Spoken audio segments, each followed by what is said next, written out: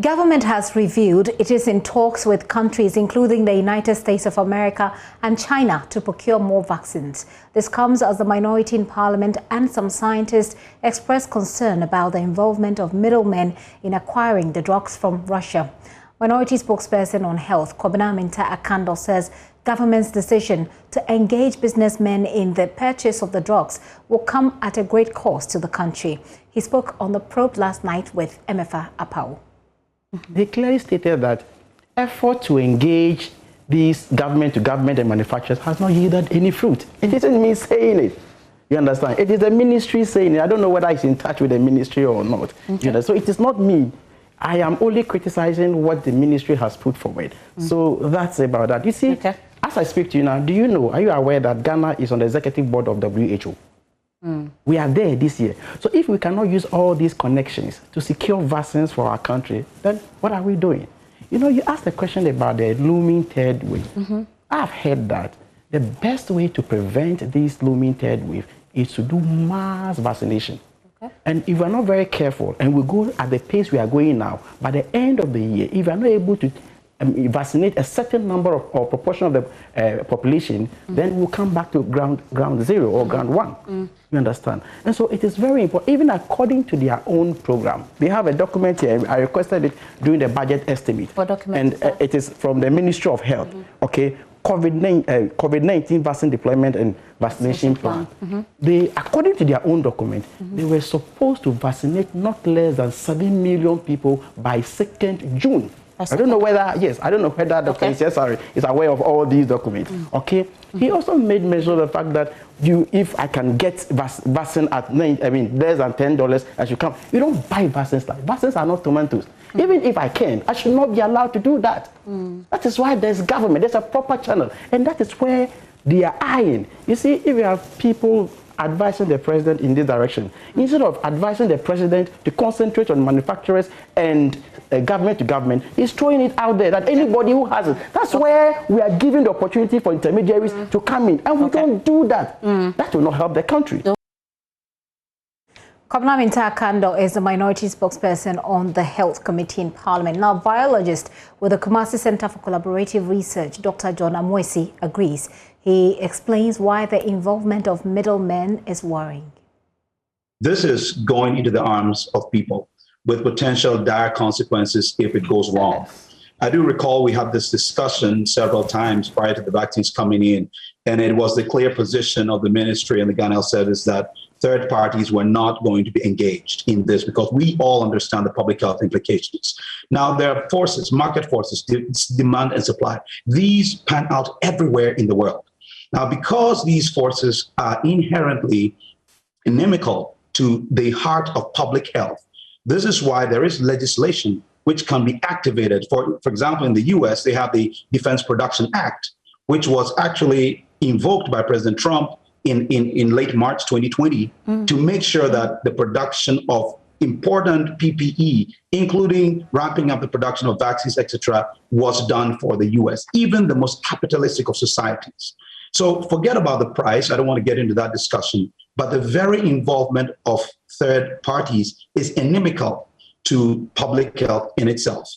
And to think about it, Ghana actually has been part of the Gov't board before. And by virtue of our status as a lower middle income country, if we are seen to be able to go out there and purchase through third parties, it actually limits our negotiation power if we want to receive things for free. I'm just talking pure public health here. So it is really not in our interest to be engaging in third parties in the purchase of vaccines. I may not understand the complexity involved in what is available, the accessibility and all that, but just the concept of third parties in here is not helpful. Okay. Dr. Amoisi there, well, you saw the presidential advisor on health, Dr. Insia Asari, there in that Zoom. He says there is no cause for concern. He's assuring government's engagement with other countries will result in abundant quantities of vaccines by the 3rd quarter of this year. No, I'm sure, I don't know, you are the presidential advisor on this. I'm sure that you'd want to tell us, because we are told, we've heard from, civil society, we've heard from minority, all asking for an abrogation of that particular contract. Is there really a decision on that? Because you've mentioned that you're not engaging middlemen, but we've seen that contract. Is there a decision particularly on that? Are we abrogating that contract and then deal directly with the government? I think every contract has got this contract terms. So the ministry signed a contract. They will look at all the contract terms and see if they have to abrogate it.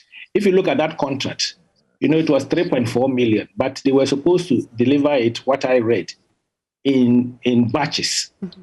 And they pay only when it has been delivered. And when it's delivered, FDA checks everything before it's even brought into is used in the country. Gotcha. If you have seen what is happening at the airport, anytime any vaccine comes from anywhere, there's check the batch number, where it's coming from, and all sorts of things. So that is what will be done.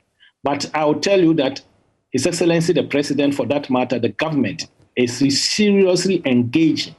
And as I speak now, we've engaged the US government. We are trying to get vaccines from there, even apart from what is going to COVAX and what is going to the African Union.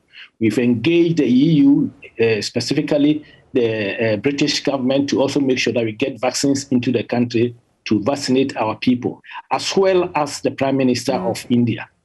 The only problem which happened was when they have the second wave, and then they have to stop or ban all exports. That's the reason why we have delayed.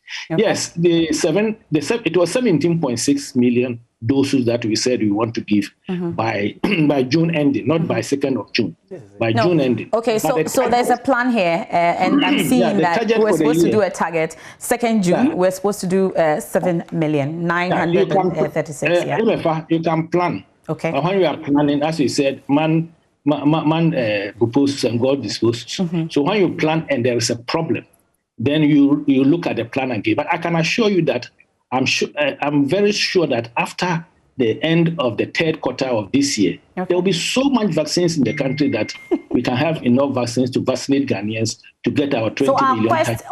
So our quest for herd immunity is still on, you would say? It's still on. We haven't changed by end of 2021. Looking at what is coming in the 3rd and then the 4th quarter of the year, because Johnson & Johnson is coming on board.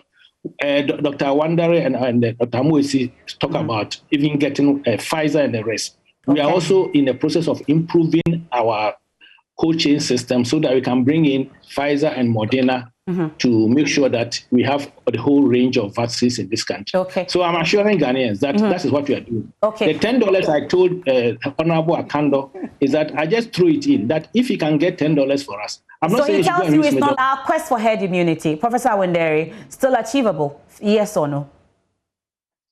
It's achievable, but earliest will be 2022. Okay. Professor Karam, for you, our quest for herd immunity, achievable?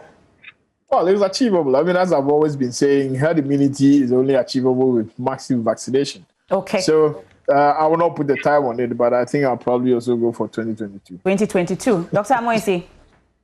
No, I think it is highly achievable. It could actually be achievable faster than we think, but only until we understand what our seroprevalence figures are. And if we can vaccinate to meet that gap as quickly as possible, then even maybe 2021, late 2021, we could do it. But it depends on all these variables.